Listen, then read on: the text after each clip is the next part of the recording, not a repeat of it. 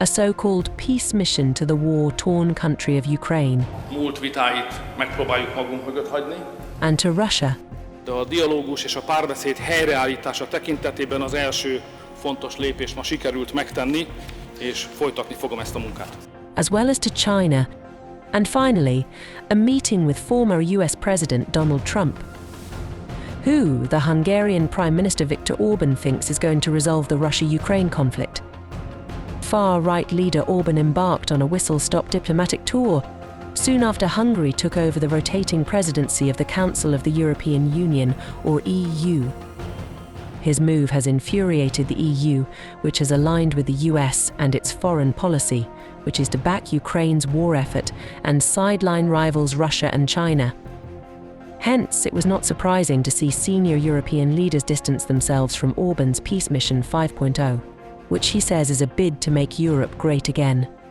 Mais en faisant ces visites, il ne nous a en rien engagés parce qu'il ne nous a en rien informés au préalable et n'a reçu aucun mandat. There was a severe warning expressed by the other member states, and we count on any rotating presidency to play a role as an honest broker to defend the European unity.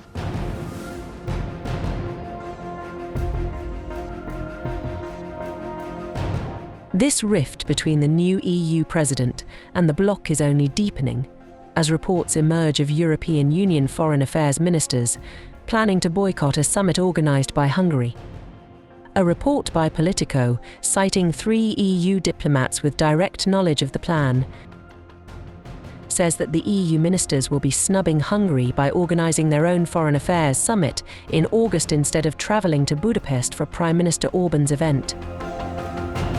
The EU's Foreign Policy Chief Josep Borrell will reportedly summon the ministers to a formal Foreign Affairs Council at the same time as Orban's summit. One of the diplomats told the news website, if there's a formal Foreign Affairs Council, organised by the High Representative the same day, the ministers won't be able to go to Budapest. Another minister was cited as saying that by boycotting the Budapest meeting, the other foreign ministers wanted to send a clear signal that Hungary does not speak for the EU. This comes as Hungary plans to host a foreign affairs summit in Budapest on August 28th and 29. The event is being seen as a prime opportunity for Orban to try to shape the bloc's foreign policy agenda and for his foreign affairs minister Péter Szijjártó to stand in the limelight. But after Orban obstructed aid for Ukraine and his self-styled peace visits to Moscow and China, which he didn't coordinate with the EU's 26 other national leaders, many foreign ministers have been hunting for a way to avoid becoming props in what they believe would be another Orban propaganda show. In continuation of this policy to keep Orban and his ministers in check, at a meeting on July 10th, Hungary's envoy to the EU Bálint Oda took an unprecedented verbal beating from his Brussels colleagues over how Budapest has kicked off its turn at the head of the Council of the EU. The meeting lasted over 2 hours, with Slovakia the only country not taking the floor. A senior EU diplomat told Politico, "It's unprecedented that the presidency would be reprimanded in such a way by all the others." At a press conference the same day, Hungary's EU Minister János Böke clarified, the discussions were not on behalf of the EU. These were not conducted based on a mandate from the European institutions. These were not conducted in the name of the European Union or any of its institutions. The Prime Minister is aware of the responsibilities that the presidency of the Council of the EU entails, and in the spirit of this responsibility he debriefed the President of the European Council and heads of state and governments on these visits. However, EU leaders seem to disagree with this explanation. Even before the Russia-Ukraine war, tensions between the EU and Hungary had been growing for years.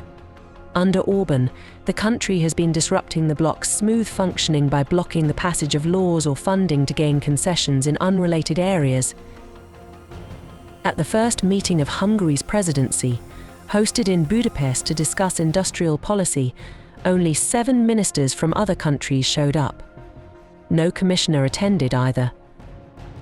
Boycotting what is supposed to be a stellar event for the country that holds the presidency to showcase itself on the world stage is an even bigger snub, intended to, what observers say, take the wind out of Orban's sails The boycott plan has already been discussed informally with several EU countries, including France and Germany, as per the Politico report. On July 17th, Borrell's team will reportedly present the plan to the EU's 27 permanent representatives.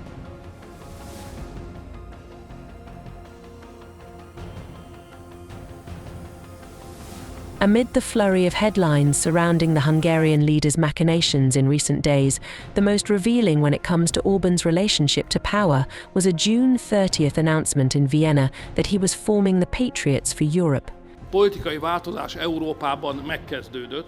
A hard-right disbanded political group also called KUK and the Habsburg Empire in the European Parliament. The new club encompasses the core territories of the former Habsburg lands, Austria, Bohemia and Hungary. While making the announcement, Orban said, "We are creating a political formation that in my view will take off like a rocket and very quickly become the largest group of the European right. The sky is the limit." And this initiative, while it worries the centrist and the left-wing forces within EU, it is only strengthening Orban's image as a model and a leader in the right-wing circles, as the Hungarian leader intends. France's National Rally has already signed on to the Patriots, as did Italy's Lega, joining a growing roster of prominent hard-right parties from Spain to the Netherlands, while the French will have the largest delegation in the Patriots with 30 members of the European Parliament. Pour cette réunion, je dirais, historique, puisque, en effet, nous venons de créer un groupe ensemble, un groupe qui reflète donc ce mouvement souverainiste auquel nous sommes très attachés, qui regroupe donc 12 nationalités, ce groupe auquel, bien sûr, la France est particulièrement heureuse de participer. Orban and his Habsburg allies could end up dominating the group if they succeed in luring populist parties from Slovenia and Slovakia, as seems likely. The long-term goal is to change the European Union policy-making. Our new group will work to preserve Europe's Judeo-Christian roots, will strive for the strongest protection of Europe's external borders, will firmly say no to illegal migration, and will work for a strong and competitive Europe.